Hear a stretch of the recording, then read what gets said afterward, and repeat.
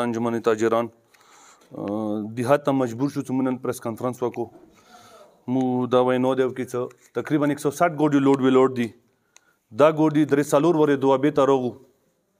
دوابې نه سر واپس کو کوهاټ نه بیا راغو بیا تقریبا 80 ګوډي ویلوډ دي هنګو بایپاس باندې ډېر ورون ډېر سخت مجبور ما یو ډېر ورون دوره تنګ شوي دي رانه کنه سوي مو ته د ملونه مونږ وغورځوي څه چیته غورځوي رانه وی غورځوي دینه مخکې کومه کنوي وشپه زیاتره لوډډ ګوډي نه راووتو کی دوی یکدم شپې 11 بجې مو ته اطلاع وکړه چې کنوي به وي صبحله دي کې 15 درس ګوډي کوم کې خوردنی اشیاء وړه چینی غوړي کوم هم ګوډي وغه مونږ لوړ کوارت کې سیمنټو فیکټری ګراوند کې ویلوړو او ویل مونږ درڅو بیا موږ ته کرای بیا زیاتې کی موږ له 2 ورځې بعد بیا کنوي ده واده سي واده